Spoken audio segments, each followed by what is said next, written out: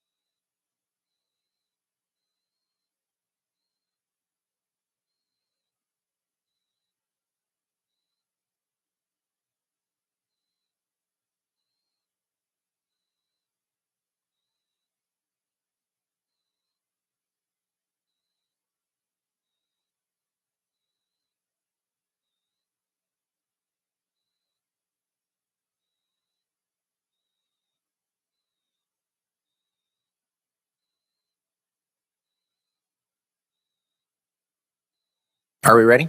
Thank you. Good evening. It is Tuesday, July 25th, and I will call to order the study session portion of our meeting. Is it 25th or 27th? 25th. Did I say 27th? No, I could have. That's what this says. Oh, it says.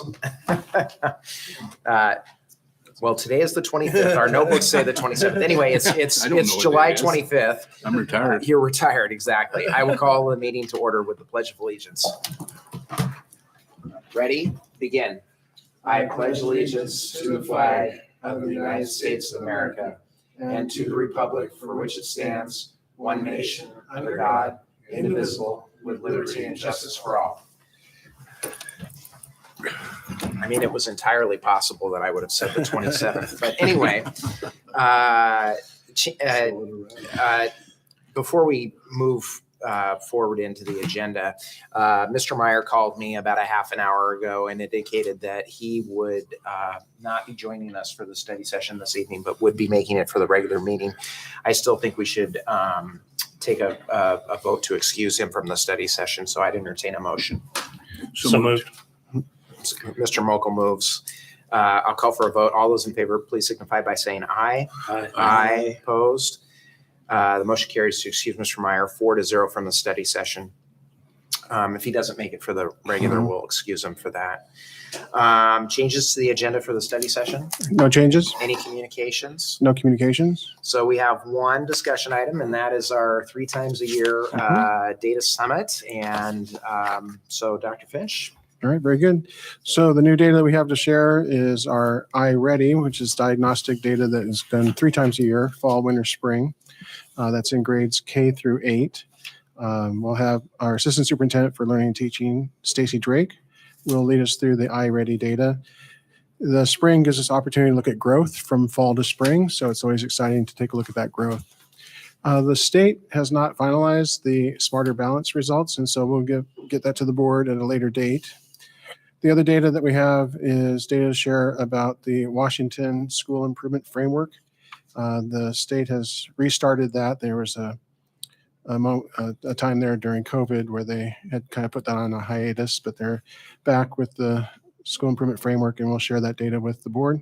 So Stacy will take us through the iReady, and I'll take us through the School Improvement Framework data, and then some of the data that we've seen before, but wanted to keep it in front of us. Like graduation and attendance and discipline. That's going to be a repeat from the spring, but we'll take a look through that as well. So Stacy, why don't you take it away and we'll look at the iReady fall to spring. Sure. Okay, so if you start at the beginning of your packet, the first graph we've seen before, it is the WaKids inventory, Washington developmental inventory and it measures how students come into kindergarten. So we look at this in the West Valley School District as really a measure of our outreach to early learning providers. So that birth to 5 community, both childcare providers and preschool providers, and how we're supporting them. And as you remember, this data is from the fall of 2022, and we had a slight bump back up to 60% for all students. And you can see the breakdowns there in gender and race and ethnicity. The next page, again, just shows in those 6 domains how West Valley students measured coming into kindergarten a little less than a year ago. With that big bump in physical, looks like we're doing really great in the physical domain, but relatively high in all areas for how our students come in. And then the next section is the kindergarten iReady scores. So this is how our kindergarten class just this last school year ended in the spring. The green bar represents how many of them ended the year on grade level in reading. The yellow bar is just slightly behind. So you'll see that we're doing very well as far as how we end the kindergarten year compared to how the children enter. So we're making a lot of gains in kindergarten.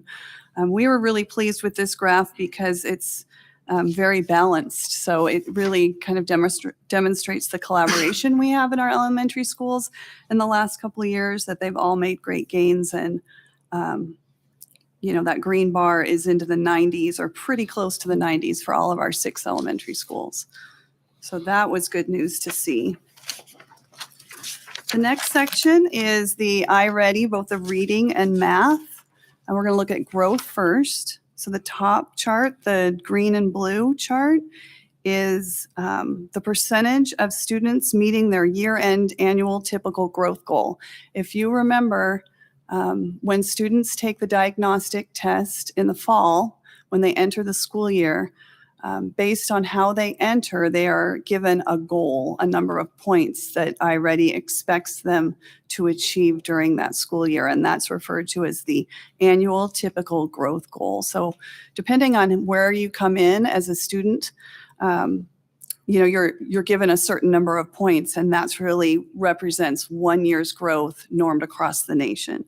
So the green bar that you're looking at for each of our elementary schools is the percentage of students that met their year-end annual typical growth goal last school year, the spring of 22, compared to the spring of 2023.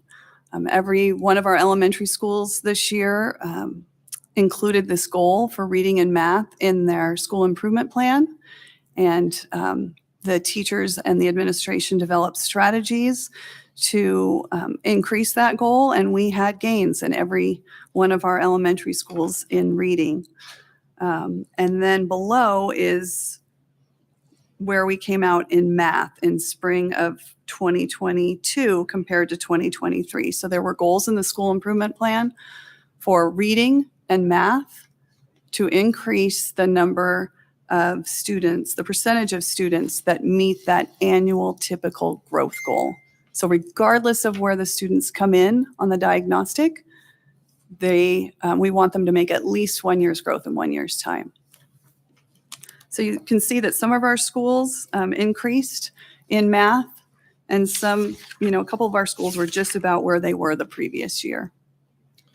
And so the kindergartners are being included in this data, Yes. and last year's 5th graders are being excluded. So do you have the data on those kids that went from 21, 22 to 22, 23 to see where that growth was, where that comparison? Like the cohort data? Just so that we're comparing the same kids, Mhm. because we're missing some kids and we've added some kids into these numbers. And so as an educator, I don't like looking at Mhm. 5th grade, what happened in that 5th grade classroom from year to year, because it's different kids. It's different kids, but it's also about what we can control. So yes, we will see that, because you can look at how the 6th graders did this year. But it's also like, what can we control? We can control the curriculum and the instruction, really the teacher's efforts. So that's where we set goals around that. And then remember, this is growth. This isn't achievement. So regardless of where you come in, we want every student to make at least 1 year's growth. We want them to make more than 1 year's growth. So I understand what you're saying about different kids, but it's also growth. And we expect all of our kids to make growth. So. Okay, so then the next page with the blue bars shows for reading, every one of our buildings that uses iReady reading, and the percentage of students that met their annual typical growth goal from fall to spring, so this last school year. The progress towards the goal is the median number. So when we line up the growth, the percentage of growth of all of the students in the school, what was the middle number? What was the median? So we have some students who may be assigned 22 points for the year, that's their typical growth point normed across the nation. And they would, they might make 44 points. So that would be more than 100% of their goal. So that's where those numbers are. You can see that the median number for our schools is more than 100%, with the Innovation Center just slightly behind. And then the next page is the same for math. I guess I have a question on this Yeah. one too. Class size, I think, makes a big difference. And some of you is lower than the other elementary schools, but Summit View's class size is larger, or at least it was through most of the year. But the class size at Summit View larger than the other elementary schools? in general? Not necessarily. I think it has the most students per school, but as far as each class size, not necessarily. I just like at fourth and fifth looked like they were pretty big at Summit View compared to. Fifth grade was big. We had to have some students remanded back to their home district that were here out of district in the beginning of the year. But it wasn't over the contracted limit, Right. which is relatively, low in the Compared to county. the other schools, it was It was close. I wouldn't Was say it it was much higher. I don't have that data in front of me. okay. And remember, this is growth. So again, we're not really looking at the number of students on level yet. We're looking at, regardless of the class size, we still would want every child to make 1 year's growth. So it's just a goal for us to keep shooting for. So then you have on page 12, it's broken down by grade level, the growth, the percentage of students that met that goal, and then the progress towards the median in reading, and then in math.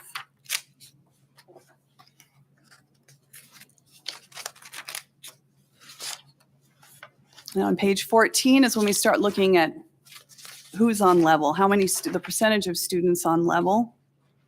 So the green is what they consider tier 1. That is on grade level.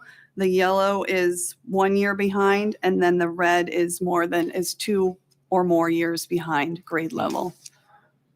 So you can see this is reading on page 12, and you can see where each grade level ended the school year. So concerning to me is the middle campus, the number of kids that are in tier 2 and tier 3. I guess the percentages vary on who you talk to, but I'm under the impression that 80% of our kids should get the material with tier 1 instruction. 15% are tier 2 and 5 are tier 3. We've got nearly 50% of our kids in Right. tier 2 and tier 3 in reading, which generally is one that is a little bit stronger than the math. I understand the next page where we see the math. Mhm. So with that concern, what are we doing to? Seems like we're having to bring our kids. Tier 1 is now going to have to outreach into the kids that need that tier 2 instruction. So are we? Seems like we would have to go back in curriculum.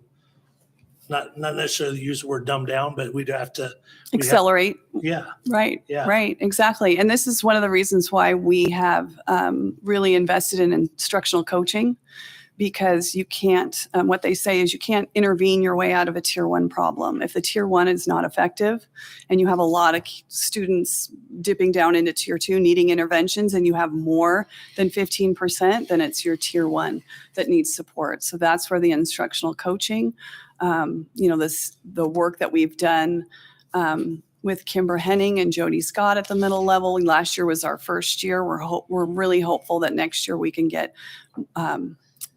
really, support teachers more on their tier 1 so that we can be more effective and have less students needing interventions. Are there going to be sections of classes that are being taught to help those kids that are in that tier 2? And Yep, we have intervention classrooms that will continue. And that's Title I funded. Title I funded. classes. Yes. Can you say generally that at the elementary, I'm an old middle school principal, and this always bothered me that the elementary had more support for those tier 2 kids.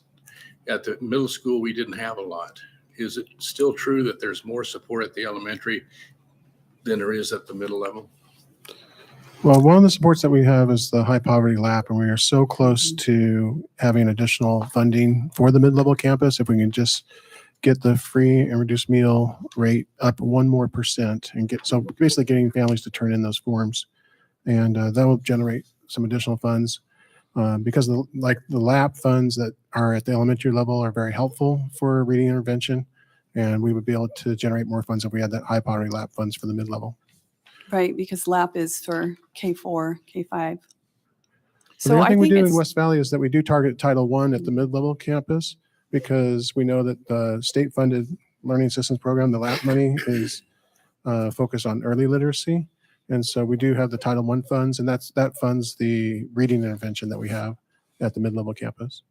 and it's really a prevention model. We're trying to prevent, to support kids, to get them on reading on grade level by, Well, I totally understand By that. third You grade. tried to do that at the Mhm. early grades, but there just seemed to be a drop off when you hit the Mhm. middle level as far as extra support. Mhm. And part of that's because of funding. like you And said. it's harder to be, you have to remember that it's cumulative too, that when you get behind in reading, it just kind of builds on itself and you get further and further behind. And so it looks like, kindergarten is doing fabulous, but there's, especially in the iReady diagnostic, it's very difficult to be more than 1 year behind in Yeah. kindergarten on that diagnostic. I'm sure if it dipped down into those early reading, early literacy principles, we might see different data, but that can be a little skewed here. But yes, that is, of course, we want all of our students on grade level. Okay, so reading and then math is on the next page.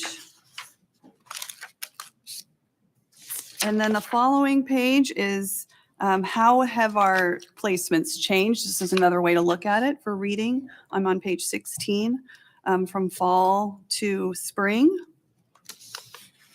So where they were in the fall, and you can see, of course, like in kinder, you can see that we want that yellow bar to shrink. And we're doing a relatively good job in that in elementary.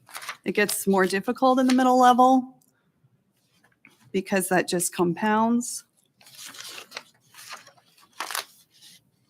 And then on page 18 shows us from spring to spring. So this shows, where we ended a year ago and where we are this year, and it's almost exactly the same. Just slightly better.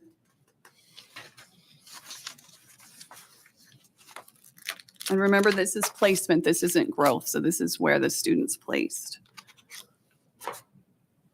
And then we look at spring to spring by grade level.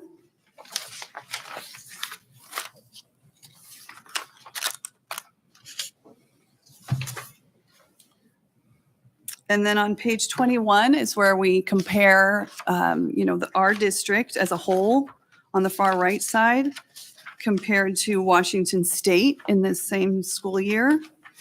And then the national norm. And remember, because of COVID, we're still using the 2018, 2019 spring scores before COVID as our national norm in iReady.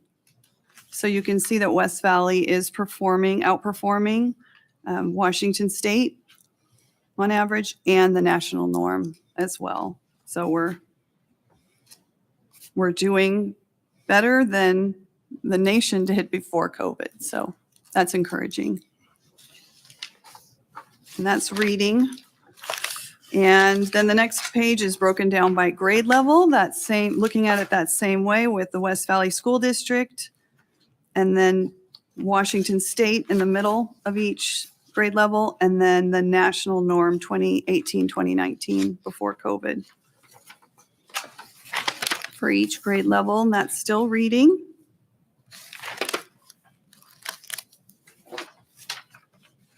Page 24 shows you the scatter plot. Remember, we want to be over in that far right. We want high growth and high performance. This is a little, the cross section didn't really come out. You can barely see it. We've got 7th grade on the wrong side of the line. We want it over there in the high performing, but we're pretty close to getting all of our grade levels, K through 8th grade, in that high performance, high growth area.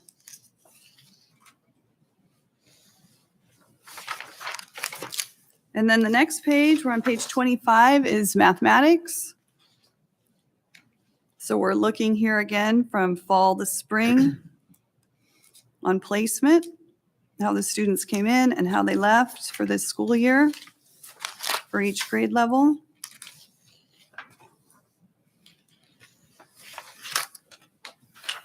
And then on page 27, it's spring to spring. So it's comparing this time last year to this time this year right now, what we just did, and it's very similar.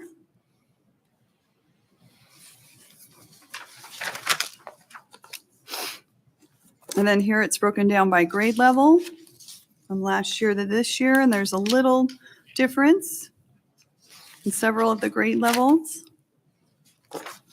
We were happy with sixth grade. If you look at the difference between sixth grade last year and sixth grade this year.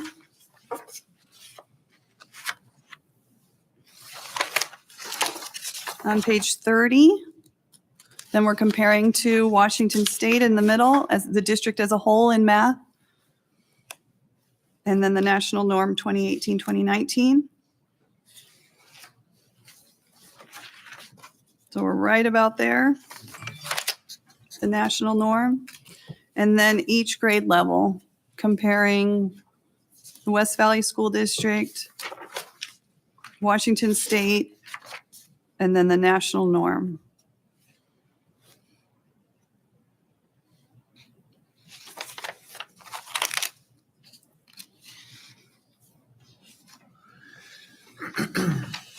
And then there's the scatter plot on page 33. Not quite where it was for reading. We have some work to do with fifth grade math, sixth grade math.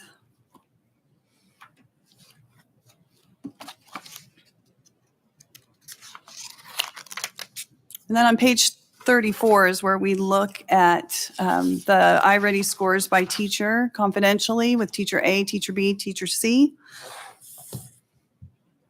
And is this percentage of kids that have made that year's growth? This is placement. So this is the percentage of students that were on grade level. I ask this every year. Do parents get to choose their teacher?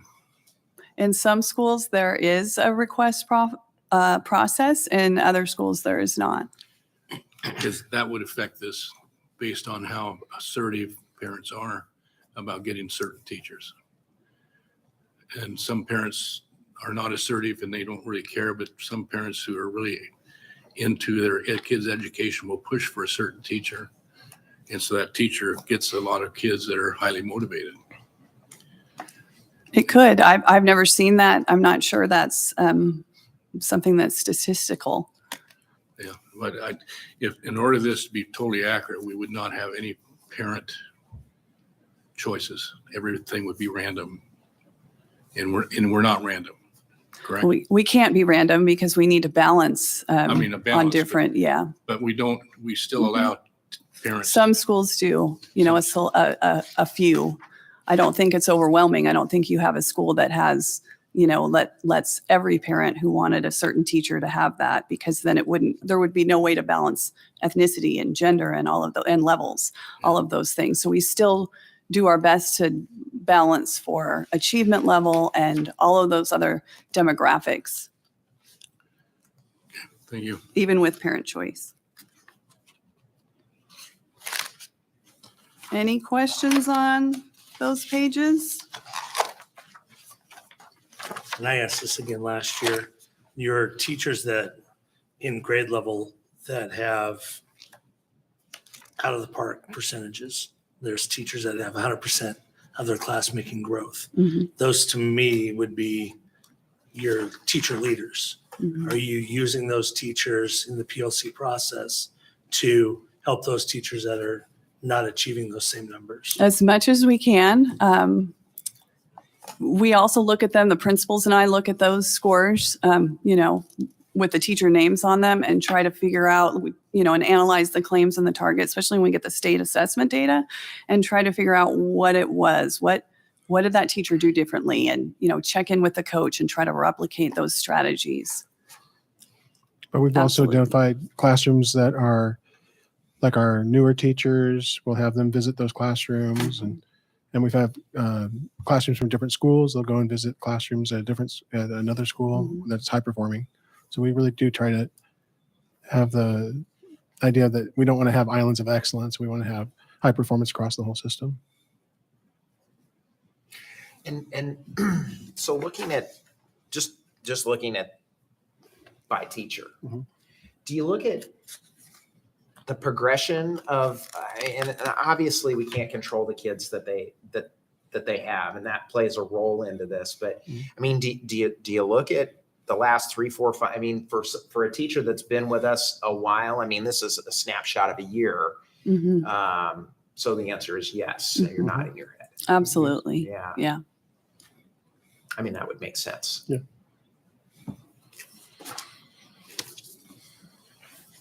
Okay, any other questions? Okay. And so those were also by school. And then we had the middle school and innovation center by school as well on the last couple pages there. And then next, we're going to look at the Washington School Improvement Framework. So again, this is the federal accountability. And that starts on page 42 of the board packet. So if we turn and look at page 43, that's Autanum Valley. So it says ID threshold. So we'll see across all of the schools, there's a threshold where the schools are expected. They basically take at the elementary level, it's a combination of student achievement, student growth, student attendance. They take that all and put it into this one index score. The index score, you can think of percentiles. So in general, it looks like Autanum Valley is around the 70th percentile, which is outstanding. And so if a school is below the threshold, basically in certain areas over time, then eventually a school would be identified as in need of improvement. The school improvement framework was put on hold during COVID, but now I wanted to share with the board that it's back up and running. And we do have the mid-level campus has been identified as a school in need of improvement, and we'll look at that here in a second. But Autanum Valley, you can see in general across the board. Now there are some areas to focus on: English language learners and students with disabilities. So those are areas that we want to improve. But in general, the other areas was high performance. Next is Apple Valley. That's high performance across the board. And in fact, some of the index scores is in the 80th percentile. But you notice there were not enough students to generate a score for English language learners. And so that's why you wouldn't see that, because the student population, the N, is not large enough to generate a score. Cottonwood, there were English language learners to generate a score, and it's above the threshold, but we would like to see that improved in that area. And students with disabilities has improved from the 2022 to 2019, so that's good to see. Mountain View, again, all areas from the most recent run are above the index, and we can see we had a nice increase with students with disabilities, basically in the 35th percentile, but we'd like to see that increased as well. And English language learners is not. Yeah, right, there's not enough students there to generate a score for Mountain View. It's a smaller school. Summit View, again, all the areas above the threshold. English language learners actually have been trending downward, so we'd like to reverse that. And students with disability actually recently was down as well. So again, above the threshold, but we'd like to see improvements in those areas. Now, White Hollow had some scores that were below the threshold, the English language learners and students with disabilities. And so probably we didn't receive notification that they were a school in need of improvement, but basically over time, if those don't improve, then I would predict that they would be identified as need of improvement. Next is the mid-level campus, and because it's a larger campus, then we're seeing more areas where they generate students' scores. So the American Indian Native American score has been low over the last couple of years, and then we were told that's the reason that they were identified as a school in need of improvement. In the past, we had been in need of improvement for students with disabilities, and they met the threshold in that area. By being a school in need of improvement, it means that the state will provide additional technical assistance to the school and actually some additional funding. So we'll be looking at using that funding to continue our focus on a positive learning environment for students and the positive behavior intervention and supports and restorative justice that we have to support students there. The final one is the high school. The Innovation Center is brand new, so it doesn't generate a score for the improvement framework at this time.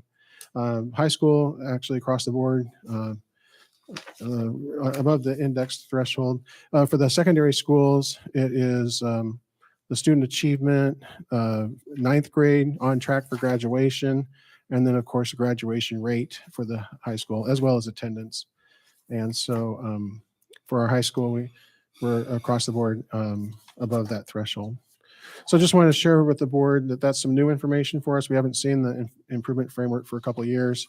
And also wanted to have you be aware that the mid-level campus has been identified as a school in need of improvement, and will have support from the Office of Student and School Improvement from OSPI. What do we do specifically for English language learners? That seems to be the lowest Sure. area in almost every school. Yep. We have an annual program for the board to ensure that there's accountability on moving forward with our program to support English language learners. We have at the elementary level, teachers have been trained in the guided language acquisition design. And so the students are placed with, thankfully we have almost every teacher trained in the guided language acquisition design. At the secondary level, we do have classes that students, because of the class periods, we have classes where students have academic support, and we have teachers identified to do that. And in addition, we do have the district-wide instructional coach that provides assistance to teachers on how to scaffold instruction for English language learners. Anything else you want to add, Stacy? We do have interventions at the elementary level too, some para support and push-ins to classrooms.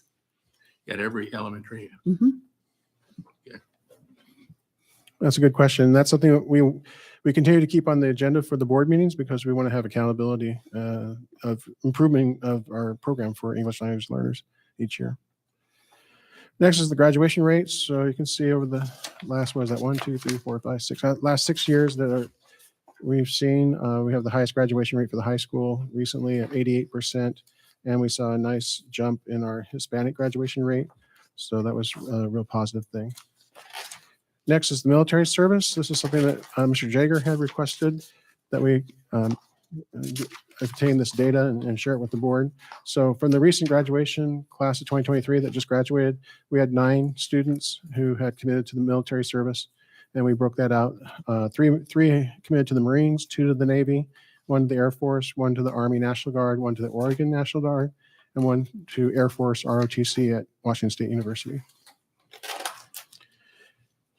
Next is the FAFSA, the free application for federal student aid. This was data that the Washington Student Achievement Council recently made a data dashboard to give us real-time data. So during the data summit that we had in March, I had shared that we were at 42% for the class of 2023. And now we have updated data from July. So just put this together for the board packet just last week. So we're at 50%. So that's still not where we want to be. We do know that there's been a decrease nationwide in students going to higher ed after COVID. And our district, the most recent data we have is it's about 50% of our students going on to higher ed and 50% is not. We can see that as of July, 50% of our graduating class had completed the FAFSA. That may go up as students look to matriculate here coming like a community college in September. So we may see a little bit of an increase, but this is going to be a real focus for us in the upcoming school year. And our family engagement department is very energized on doing outreach to families and having them understand the importance of filling out the FAFSA. Also in Washington State, there is a Washington application for student aid, the WAFSA. And we're going to make sure that we have this, because Washington State provides a lot of financial aid for students, even if they're not eligible for federal financial aid. It's my understanding that anybody who takes a dime, whether it's through grant, scholarship, Right. loan, has to fill this out. Yeah, exactly. So Yep. And this is, we'll see here in a second, we have the postgraduate data, but it's such a lag time on that data. We're really excited to have this real-time data from the Washington Student Achievement Council to track how we're doing on the FAFSA completion. So next is that graduate data. This is the same data we shared in the spring. So we haven't received an update from the state on this, but just again, just a reminder for us. You can see from the class of 2021, about 50% of students, well, exactly 50% went on to higher ed. So 30% went to a 4-year college, 20% went to a 2-year college, and 51% did not go on to post-secondary. So that's where we're at right now, about 50-50. If you turn the page, you can look at that broken down by ethnicity. So 24% of our Hispanic graduates went on to a four-year college, 33% of white. So there's a bit of a gap there. Students, do we have information on students that are attending a tech school? Is that included in the 2-year? That's correct. It's 2-year CTC, so that's career and technical college, 2-year community college or CTC. It does not include students that have gone to a registered apprenticeship program. Those students can go directly into the workforce with a livable wage. So that's maybe something that we could take a look at in the future, is starting to take a look at our students that are in registered apprenticeship and where do they go from there. What I've heard is about a third of our students stay in the placement that they're at here in Yakima. About a third get hired by Boeing and go over the mountains, and a lot at the Everett plant, and about a third go on to higher ed. So, but that's something that we could start tracking, I think. And are those students also supposed to be filling out the FAFSA? Right. We really, every student should fill out the FAFSA, because you never know if you're actually going to go or not. And quite frankly, you could be eligible for financial aid that you're not aware of. The WA grant is now available for students from Washington State. And I believe if a family of four, it's up to about a $104,000 family income. You could still be eligible for some financial aid. So there's a lot of opportunities that we need to educate our students and their families about. The students that are getting college credit at the high school, are they required to fill out the FAFSA to get that credit? No, because they're high school students, they are not required to fill out the FAFSA. So it really is focusing on post-secondary. And again, we're going to make that a focus for the upcoming year, is to make sure that our family engagement department is already brainstorming ideas and looking to other districts, how they've been successful in getting families to fill out the form. Next is the pre-college course taking. So this is once you get to college, you have to take remedial classes. We know in the past, you can see the class of 2005, was 66% of our students who went to a 2-year college had to take remedial math. Now that's down to 41% from the class of 2021. I believe that will even decrease more, because we have so many students taking financial algebra 2 for college credit here at our high school. We have, last year we ran 6 sections of that. So any student that takes that class does not have to take remedial math at college. So we look to see that decrease. But in general, the remediation is decreasing over time. So that's good to see. But a big reason for that is that we're providing that class at the high school. Yeah. And we didn't do it before, so the kids had to take it at college. And if they Exactly. didn't make it, they had to take a remedial class at college. Right. That's a really smart move by us. And Right. we And- saved the parents some money. Yeah, exactly. Now the college and the high school will be paid by the state. We're really excited. You know, I had testified before the legislature last spring in support of that. And so now there's not, in the past, there had been a cost to the district. Now there's not a cost to the district. It'll be picked up by the state. So we're happy about that. Next is looking by ethnicity. So there is a difference there. So in math, we still had 63% of our Hispanic students who went to a 2-year college had to take remedial math, 35% of white students. So a big gap there. But again, as I said before, hopefully with more students taking financial algebra 2 here at the high school, we'll see a decrease in remedial at the college level. And then finally, highest post-secondary credential earned within 8 years of high school graduation. So there's a real lag here. This is class of 2014. But we can see an increase from the class of 2005. 30% of those students had earned a 4-year degree after 8 years after graduation. So now that's up to 41%. So from 30 to 41%, that's a nice increase in students obtaining a 4-year bachelor's degree. How do you get that data? This is the state quite a few years ago now. The legislature had said that, you know, you've got these different data sets, but there's nothing bringing it all together. So now it's the ERDC, the Educational Research Data Center for Washington State. And they basically, the state has given them permission. It is the state. So the state's given the state permission to bring these data sets together.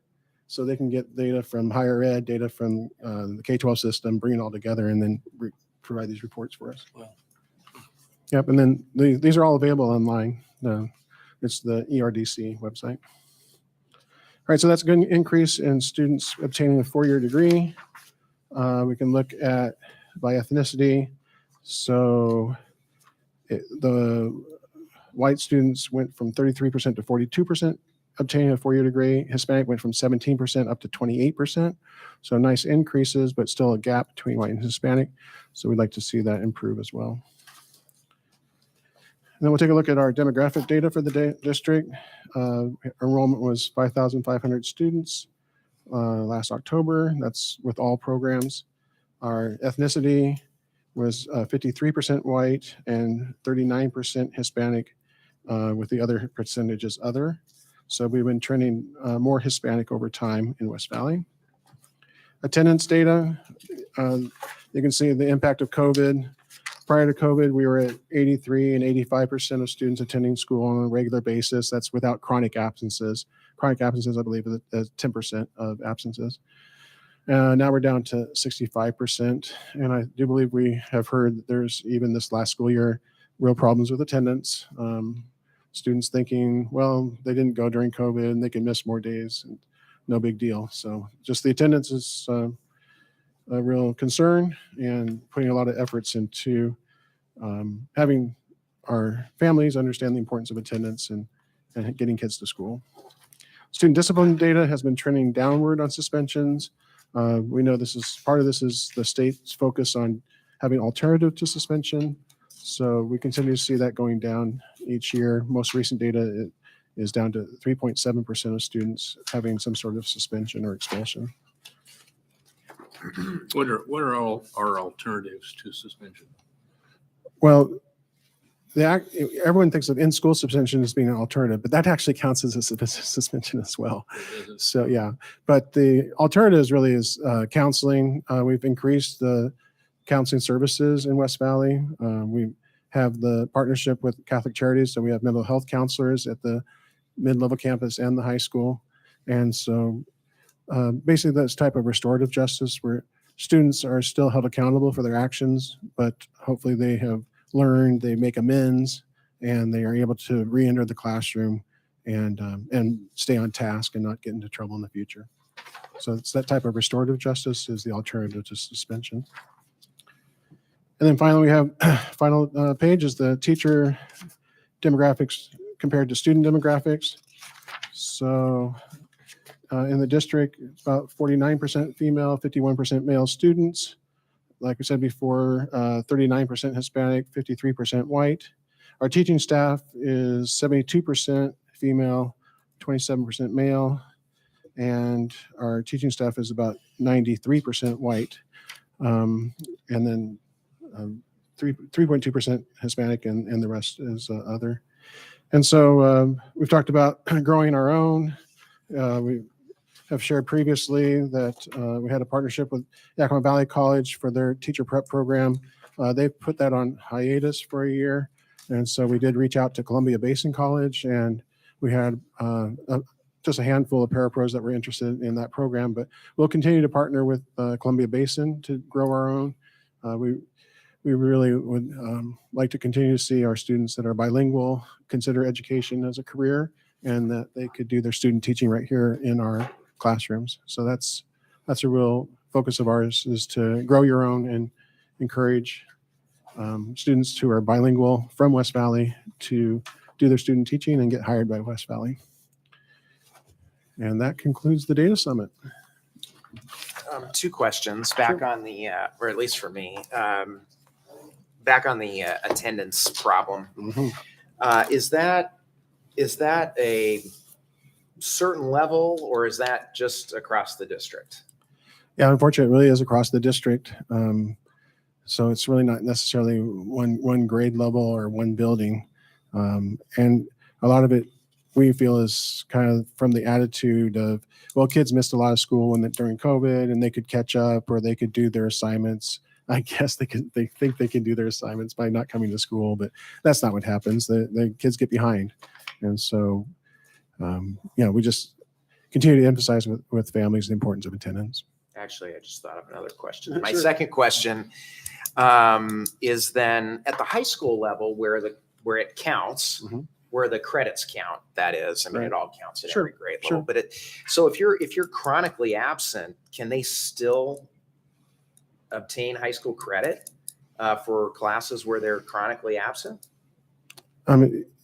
Usually what happens if a student's chronically absent, they get credit deficient at that point. And so, yeah, we do have focus groups that the high school principal and myself meet with students periodically. And one of those students was doing a lot better this year. And we said, well, what was the difference? He said, well, I talked to Mr. Juarez, who's our graduation success specialist. And he gave me a good pep talk in the spring. And she said, now I'm coming to school. Yeah. Like coming to school was the key, because then she was able to stay up to date on her assignments and she was doing well. She was passing all her classes, but she had kind of, the light bulb had gone on that, to do well in classes, you need to show up. So. The third question that I just thought about would be at the lower grade levels. Sure. Is there any way to back on the iReady scores and are you at grade level and so forth? Is there any way to extract out the chronically absent students? And I mean, I don't know if reasoning with the parents from a statistical standpoint makes any difference or not, but I'm guessing that if you extrapolated out that information and you said, these are the students that are chronically absent, and here's where your student is compared to the rest. Which we've done, and and principals do. Yeah. And sometimes it makes a difference. Parents sometimes they don't realize how many times their child has been absent until they see it on a piece of paper.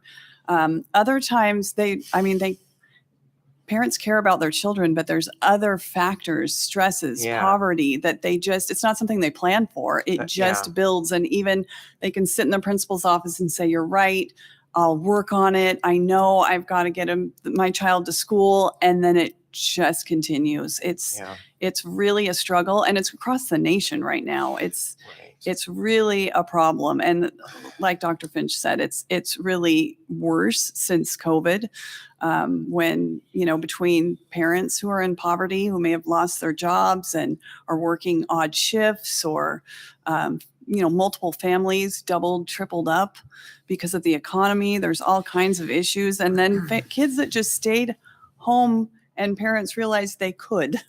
That's the other issue. No, and I understand that. I don't mean to suggest that there's just some magical fix out there. It reminds me how fortunate I think every one of us sitting up here is relative to the investment in our children's education, and that maybe how we view it, or I personally and my wife personally view it, isn't the same that every parent would.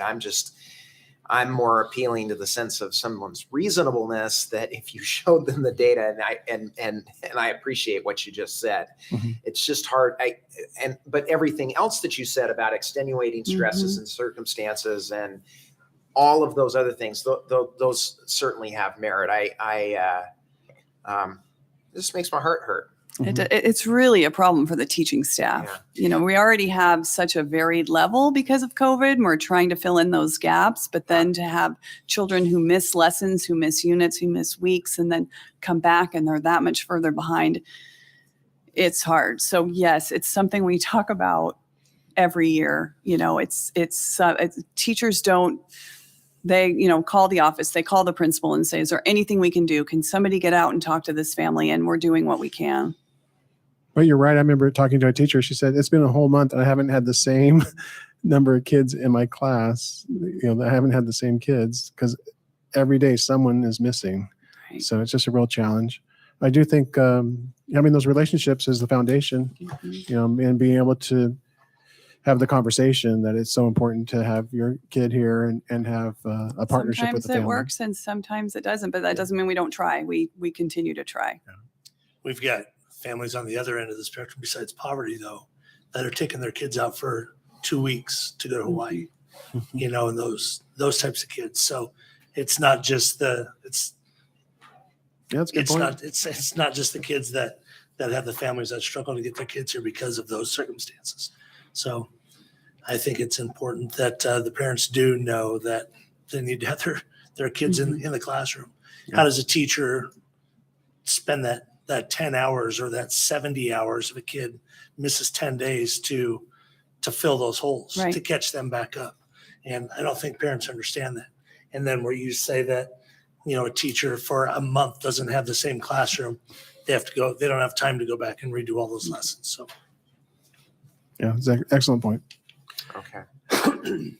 I would like to see a comparison. We talk about our attendance problems and our discipline, number of suspensions and stuff. Right. How do we compare to other schools in the valley? Is there Oh, any yeah, way that's to good. measure that? Or Sure. Yeah. compare? Yep, we can take a look at that. It's hard to look at just our numbers. I would like to see, and we see the state of Washington. How about Yakima Valley? Mhm. I'm pretty sure that we're, compared to other school districts in the valley, we're doing pretty well. But I would like to see, and if somebody's doing something like attendance better than we are, I'd like to know what they're doing. Yeah. So Yeah, great question.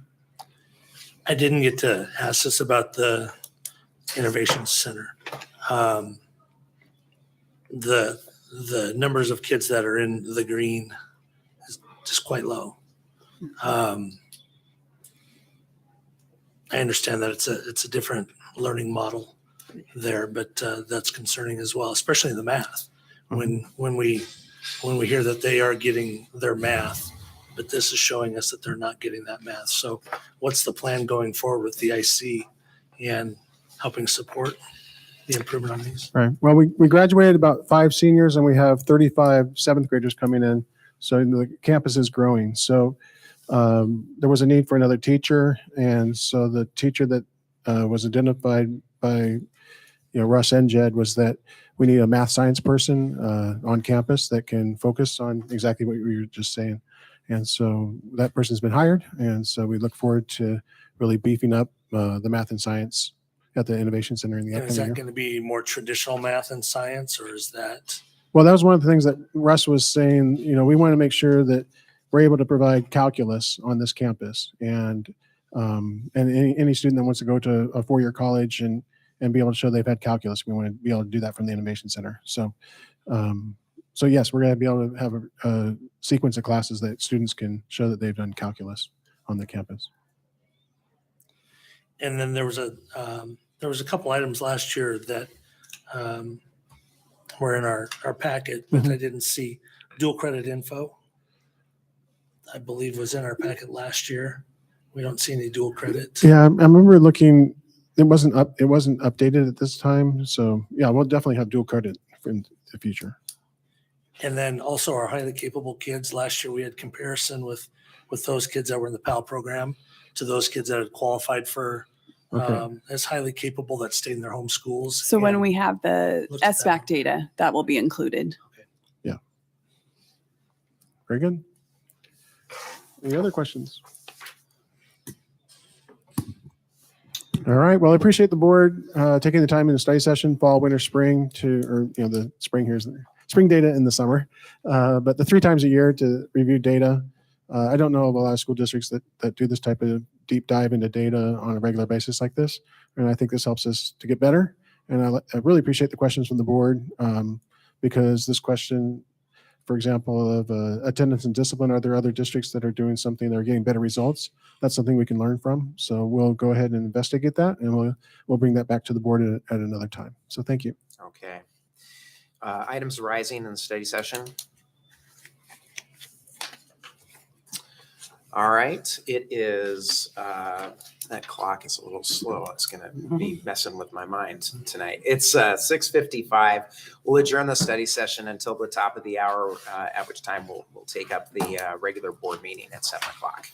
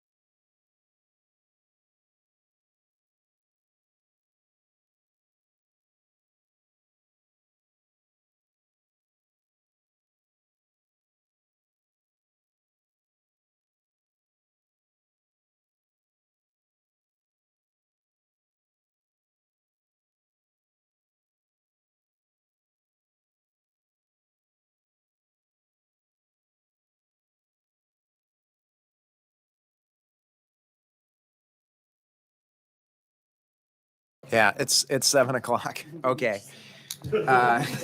It's 7 o'clock because my iPad says it is. Yeah.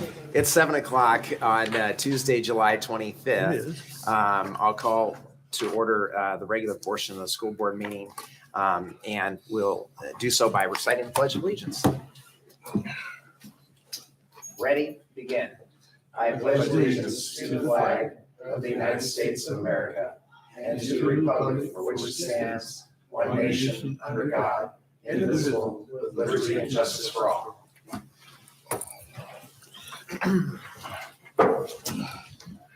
Changes to the agenda. No changes. Communications. There is the placeholder there of response to public comment, but there's no need for a response at this meeting. Okay. You can move on. Thank you. Next up is item 6, which is public comment on non-discussion agenda items. So it is during this portion of the meeting where the public may comment on any topic that is not up for discussion during tonight's school board meeting. As a preview, the discussion items tonight are three subjects. The which is a 2022-2023 capital projects budget extension, a 23-24 budget second public hearing on our budget next year, and a extension and amendment to the district's project management contract with CDRE. So those are the discussion items. Public comment on, so I'll open up the public comment on non-discussion items later on in the meeting. We'll entertain public comment on the discussion items. No one signed up. Okay. But if anybody would like to, I'll honor that. No one is running to the microphone, so I will close the public comment on non-discussion agenda items.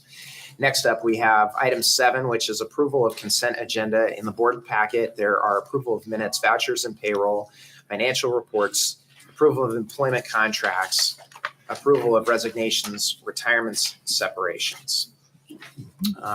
Any questions about the consent agenda?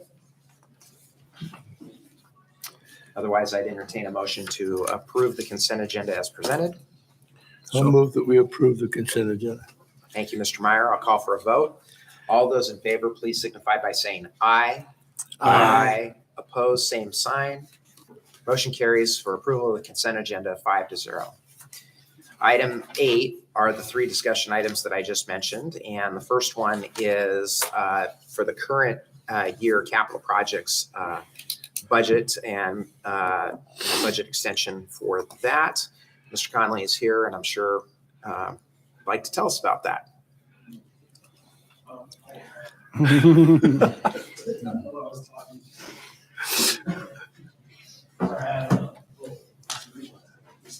So my apologies.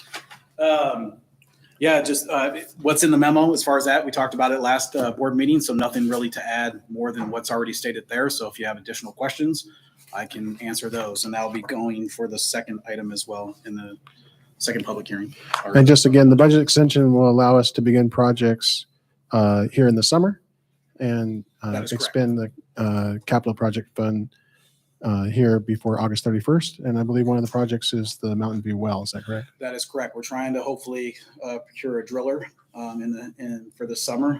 Haven't heard back from HLA quite yet, so hoping to hear back from them. But if we do get a contract to start that drilling, which will be great, that will be brought to the board to approve that as well. So Great. and the other extension is just because of the portable move. That is covered by a grant, but we have to front load that with some capital project dollars, which is why the extension is there. So before we move on to the second public hearing on this coming school year's budget, does the board have any questions for Mr. Conley? No. Okay. So then on to discussion item 8B, which is next year's budget, second public hearing. We had a presentation in the last school board meeting. Is there anything else, Dr. Finch or Mr. Conley, to add? Nothing from me. I think we had the presentation in the last board packet, so. Okay. Anything from the school board members? All right. And then next is the CBRE contract extension. Correct. And this was on the last board packet, but we did remove it because we didn't have negotiated terms with CBRE. As you can see, we added those terms in there. It's a not to exceed fee amount, which is essentially hourly.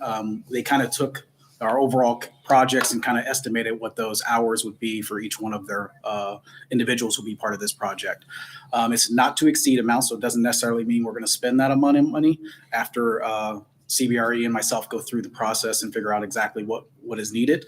But I wanted them to kind of have a stopping point to where we wouldn't, kind of get an idea of what the max would be for this contract, given the amount of capital projects that we have out there.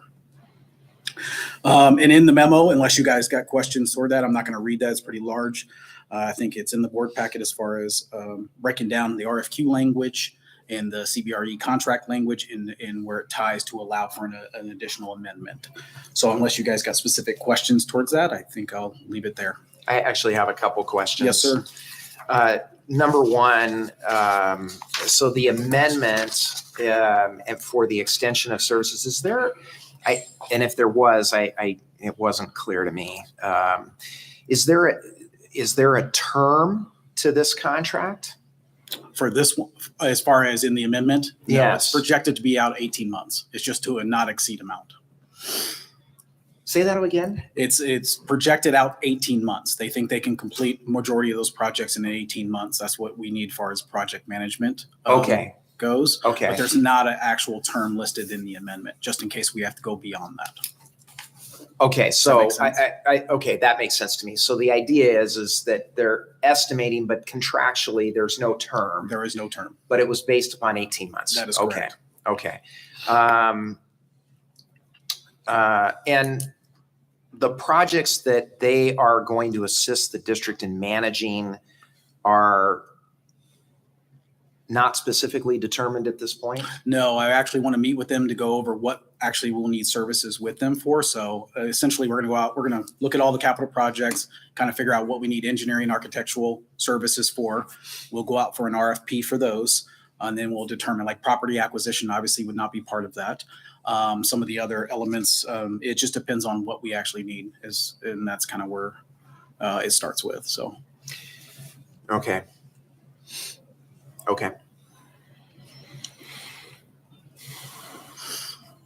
I don't have any other questions.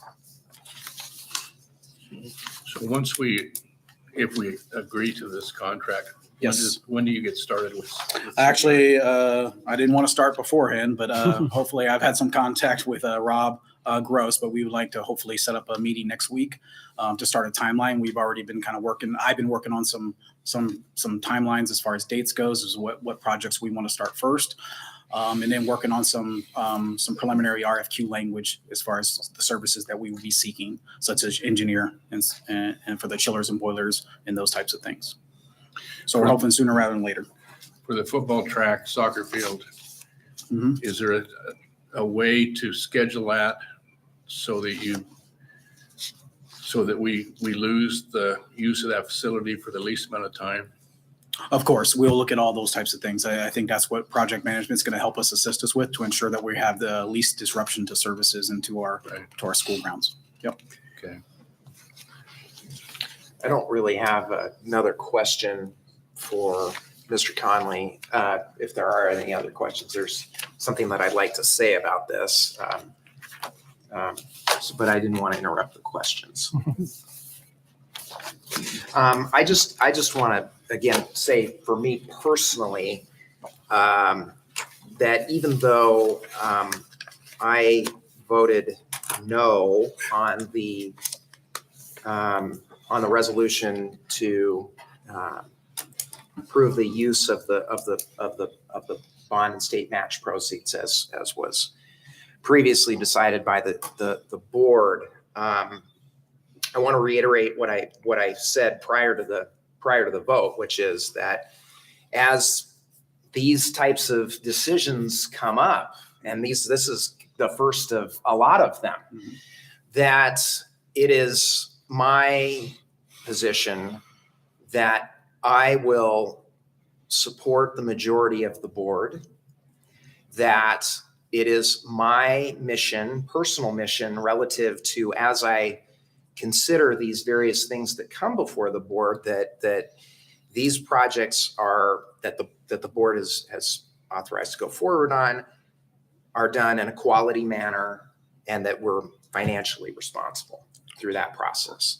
So a yes vote by me to approve this contract so that everybody is clear doesn't change how I feel earlier, but rather is supportive of the board's direction and supportive of the district and being sensitive, being financially responsible and sensitive to the projects, as I have tried to be throughout the time on the board. But I wanted to say that again, that I will honor the majority of the board's decision on this point, and I will offer my input on these matters going forward in those lights. And I probably will say that again a lot as we go through this project or process.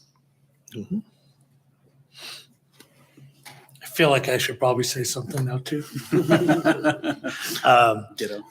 Yeah, well, the list that we've looked at is our obvious needs in our district, and I voted against using those funds because I felt that those funds were to be used in a different manner.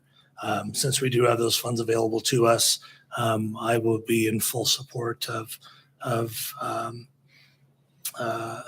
what the board, what the district feels are priorities in our district. So I want to say one other thing along those lines too. And to clarify what I mean by financially responsible, that that does not mean that these projects in my mind are a blank check. So I'm not going to support projects that are, even though it may have been something that the board wanted to do, that are not within reason of the project estimates. Understood. Not to put any pressure on Joe, but hopefully he gave us some pretty accurate estimates. I'm hoping some of my context gave me enough. I'm not the Yeah, expert I mean, by any means. Just all I can do is I mean, reach out to some subject experts and go from there. I'm hoping I built in enough soft costs, because obviously based upon inflation, some of the things that you don't really know and how it's going to hit. So you just do your best in that. And like Mr. Thorner alluded to, is that we will do our best. And if the RFQ comes in way too high, I mean, that's just a decision for the board to make. And those are decisions that you guys have to make and tell us what direction we need to go. So they're only as good as they're on paper for that day. Next day, you just never know, like anything else. So.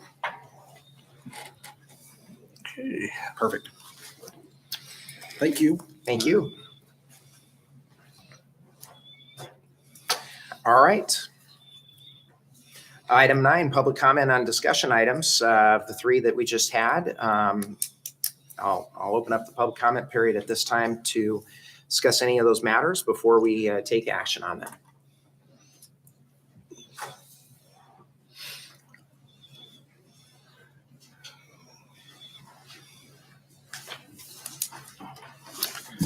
Good evening. I just had a few items that I wanted to share. At the previous board meeting, I believe Mr. Jager asked a question.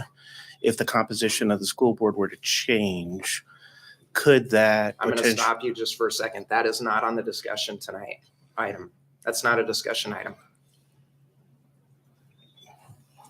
question to your point, isn't that related to the CBRE contract? No. Your question would be valid if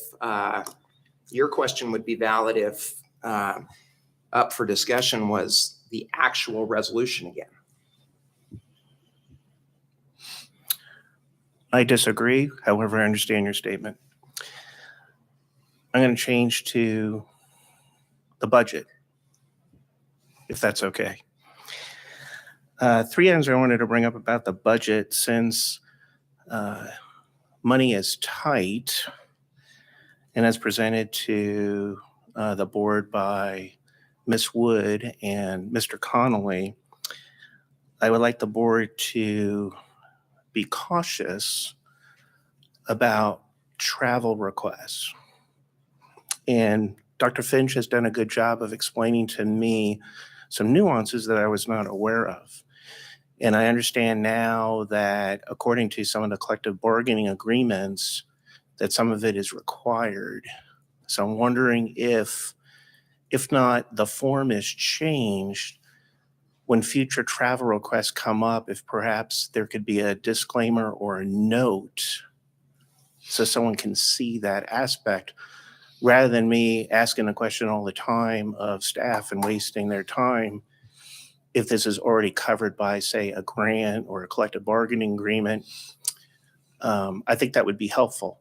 Big picture, I'm a proponent when travel takes place where it benefits our students directly. Obviously, that's related to sports, that's related to such activities like DECA.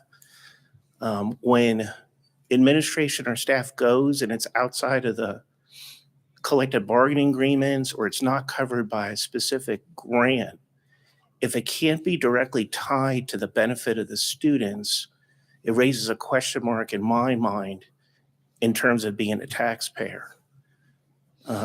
Also, I wonder, given the age of COVID, if more of this can be done vis-a-vis Zoom or WebEx or whatever the medium is. Mr. Connolly and Ms. Wood had also presented a multi-year projection, which shows an ending balance for this upcoming year, 7.3 million, then 5.4 million the following year, then 3.3 million, and then 1.1 million. So my question to the board is, it looks like a precipitous drop. So what's the plan to address that? So far, I've heard no discussion about that.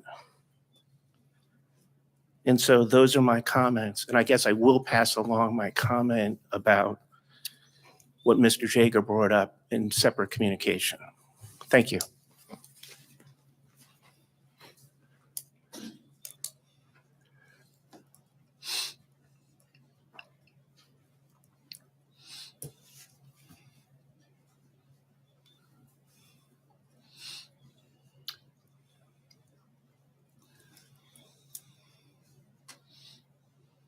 Well, seeing that no one else is going to speak this evening, I'll close the public comment period. Action item 10. First up is a travel request. Dr. Finch, anything to add on this one? Yes, I had asked Jed Waters, our Executive Director for Innovation, to present regarding this request. A couple of reasons. There was a cost to it. It was actually submitted so that it was not able to be pre-approved by the board. And I talked to Jed about that. He said he'd like to address the board regarding that. And so I'd like to provide an opportunity here for Jed to address the board. Yep. Thank you. So first thing I'll address is I just handed you the curriculum so I can go over that. We had Caitlin Smith attend a AFNR, so Agriculture, Food, Natural Resources. Of course, we teach her at the high school. Case is a national FFA, Agriculture Education Curriculum. So she attended a training on that. And then with that and the cost of that, she gets access to the curriculum, the support, and everything that way. So it was a 72-hour training, some in person, some virtual, where they went through a lot of the lab activities that they would in a 180-hour course. So one of those things that you get the curriculum, the support, everything that way on that. The other thing I wanted to address was the time frame on the travel request. If you look at the date, you'll see that the travel already happened. So the purchase order went through, was approved back in April, got missed or somehow throughout the full process with the travel request. Typically, what we do is we have a travel request approved by the board first, and then it goes through per board policy. Somehow that was missed in the process with my department. So it got approved.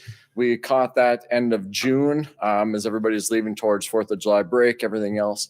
So we submitted the travel request. I went and signed, but I didn't notify Dr. Finch.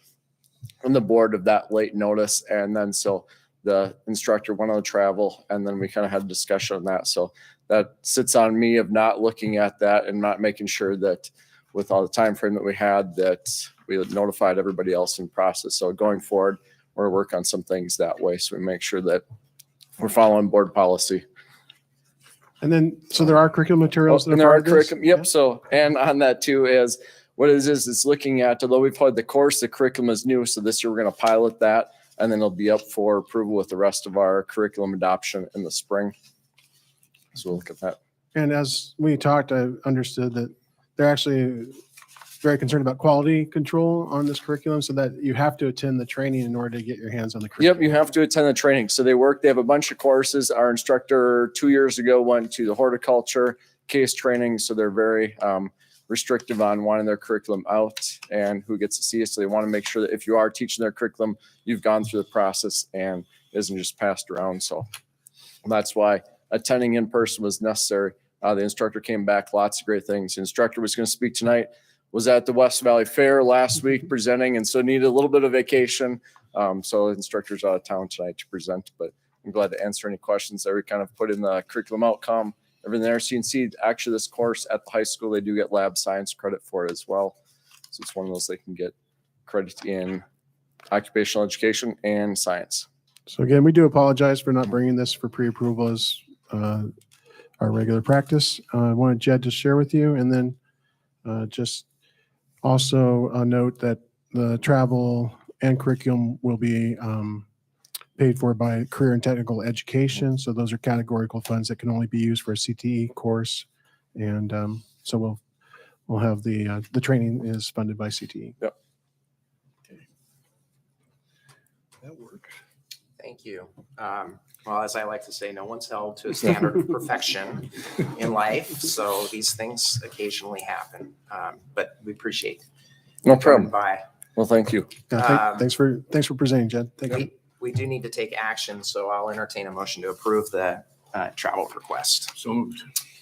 I'll call for a vote. All those in favor, please signify by saying aye. Aye. Opposed, same sign. The motion carries 5-0. Next up, our approval of resolutions. We have 3 this evening. One is the capital projects budget extension. 2 is adoption of the 4-year forecast, or a budget adoption for the next school year and 4-year forecast. And then 3 is the surplus personal property. Is there anything to add? We didn't have that as a discussion item with the surplus personal property. That's just our usual Annual. Yes. That's our usual and annual customary practice of surplusing items that are beyond their useful life and are no longer operational. And Exactly. there were materials in the board packet. I'm sorry, Dr. Finch. No, There you're were right. materials in the board packet from each of the buildings and program directors with those surplus items. Did I say that right? Yeah, you're right on. Okay. Well done. Before we get to the resolutions, I do want to say for the record that this meeting constitutes the second hearing on the 23-24 budget adoption and 4-year forecast, as is required by Washington state law. And the previous meeting, as well as this one, were published in accordance with Washington law as well. I think that my recommendation would be that we take each one of these resolutions one by one. So I'll ask for, unless anybody else has anything to say before. So I'll entertain a motion on resolution 2307-758, which is the 22-23 capital projects budget extension. I move to approve 2307-758. Mr. Mokel makes a motion. I'll call for a vote. All those in favor, please signify by saying aye. Aye. Opposed, same sign. The motion carries 5-0. Next is resolution 2307-759, which is the 23-24 budget adoption and 4-year forecast. I'd entertain a motion on that. I move to approve 2307-759. Thank you. Call for a vote. All those in favor, please signify by saying aye. Aye. Opposed, same sign. The motion carries 5-0. Next up is Resolution 2307760, surplus of personal property. I'd entertain a motion on that. I move to approve 2307760. I'll call for a vote. All those in favor, please signify by saying aye. Aye. Opposed, same sign. Motion carries 5-0. Next up is approval of the CBRE contract extension. Any further remarks from the board or discussion? I'll entertain a motion. I'll move that we approve the CBRE contract extension. Okay, thank you. I'll call for a vote. All those in favor, please signify by saying aye. Aye. Opposed, same sign. Motion carries 5-0. Item 11, items arising.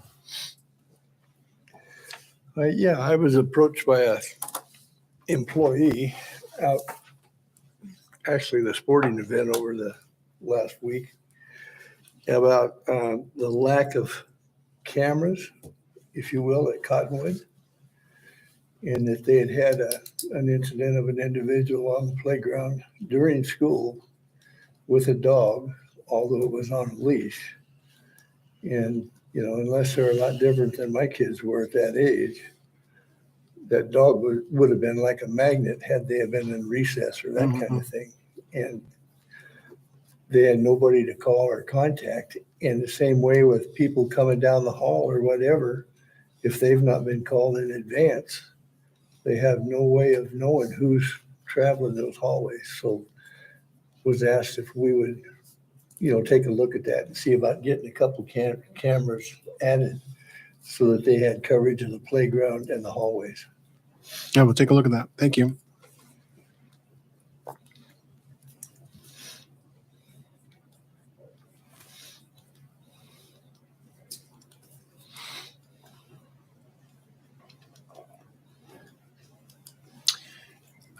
No other items arising. We'll move to item 12, reports. Well, usually we have reports from the schools, but we are in the summer, so the only report is the travel log. Okay. Superintendent's report.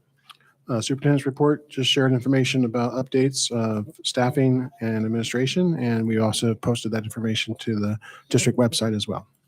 Okay. Next up is item 14, board reports, board development.